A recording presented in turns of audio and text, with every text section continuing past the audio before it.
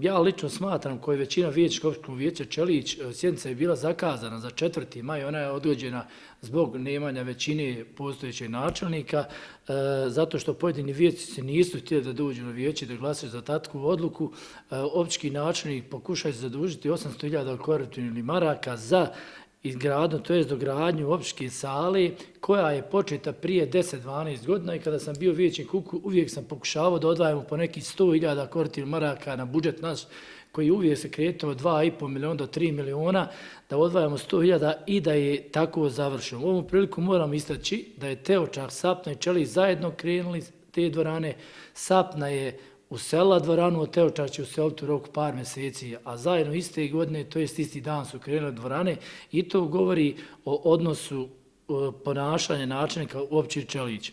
Znači, osim ovog zaduženja smatramo da ovo zaduženje sada nije potrebno iz razloga ovih koronavirusa, zato što ja ne znam općinu ili grad na TK pa i Federaciji Bosne i Hercegovine da se trenutno zadužuje za ovakve stvari, za fiskulturne dvorane, da su ova zaduženja, ali bi ona morala biti manja za neki razvoj privrednika u općini Čelić, ja i kao vijećnici neki građani općine Čelić možda bi i razumjeli, s obzirom da je ovo za izgradnju dvorane koja je 10-12 godina nije izgrađena, mi smatramo da je ovo predizborni trik i da je ovo predizborni trik općinskog načelnika i da ova dvorana od ovih 800.000 maraka treba da se neka sredstva izdvoji za izbornu kampanju. Što još se ja kao bivši vijećnik i dio građana općine Čelić i dio opozicije u Čeliću ne slažem iz razloga što općina Čelić ima velika zaduženja. Mi imamo za vodovod i kanalizacija zaduženja 3 miliona i 100.000 eura, gdje 2 miliona vraća Federacija kantona, 1.200.000 eura vraća općina Čelić. I kad uzmemo zaduženja da smo skoro dobili na sudu presudu od 460.000 da smo dužni za neka sredstva koja se nekad dala nepovratna za mljekaru, znači mi kao budžet od općine Čelić koji je sada od 2.803.000 mi ne možemo iznijeti tolika zaduženja na mjesečnoj bazi. Ovaj kredit od 800.000, on se odnosi na 8 godina. Ne možemo pratiti ta sredstva.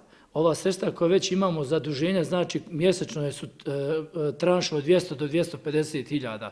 To je nemoguće. Ja smatram da je ovo još jedan teret građanima općine Čelić iz razloga smanjenjem privrede koju je koronavirusu radila, taj budžet Čelića neće biti ni 2.800.000. Samim ubiranje PDV-a i drugih poreza mi nećemo imati budžet ni 2.800.000, jer ti naši privrednici općine Čelić neće moći raditi toliko tako da će se budžet povratni u općinu Čelić biti manji nego što je do sada i smatram da ni pod jednu cijenu, ni pod raznom mi ova kreditna sredstva ne smijemo općinu Čelić zadužiti.